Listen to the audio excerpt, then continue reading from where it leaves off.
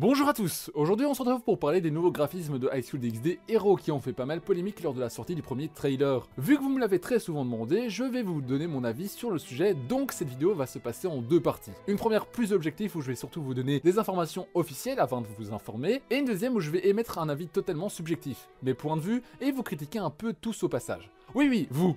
Donc premièrement, qu'est-ce qu'on sait vraiment sur ces nouveaux graphismes? J'en ai déjà pas mal parlé dans ma vidéo des infos sur la saison 4, mais je vais le refaire assez brièvement dans cette vidéo.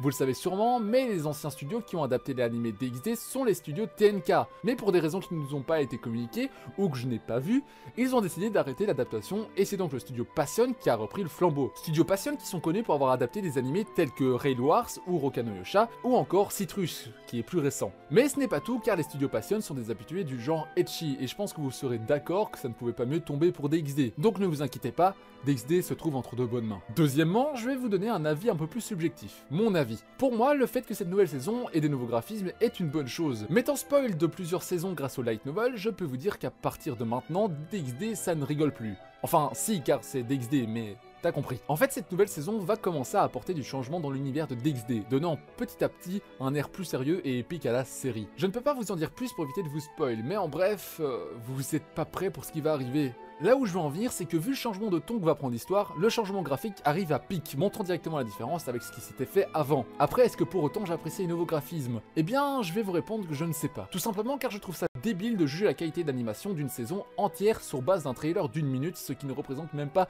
un dixième de la durée de la saison. Ce que je trouve encore plus ridicule, c'est qu'il y a eu tellement de soi-disant fans qui se sont plaints de la qualité d'animation que les studios ont dû la retravailler sous peine de continuer de recevoir des menaces de mort. Personnellement, je méprise ces gens et il m'est arrivé de mépriser certains d'entre vous qui donnaient des propos assez similaires dans mes commentaires. Je ne dis pas que vous ne pouvez pas ne pas apprécier les graphismes, au contraire. Se faire un avis dans notre société actuelle, c'est une très bonne chose, mais il faut voir un peu plus loin que son idée parfois égoïste et réfléchir au pourquoi de la chose. Ne pas aimer les graphismes, c'est une chose. Se plaindre partout, envoyer des menaces aux gens qui travaillent dans les studios et surtout détruire des heures de travail juste parce qu'un petit détail vous déplaît à un tel moment, c'est ridicule. Je sais que l'avis des fans est très important quand on crée et adapte une œuvre car c'est eux qui la font vivre, mais si l'avis des fans vous fait retravailler une histoire bien ficelée, qui parfois repose sur des années de réécriture, ou même dans ce cas, refaire travailler des équipes entières de personnes sur un projet terminé, donc ce qui leur fait perdre un temps fou, est-ce que c'est vraiment bien pour l'œuvre? Je vais donc vous poser une autre question.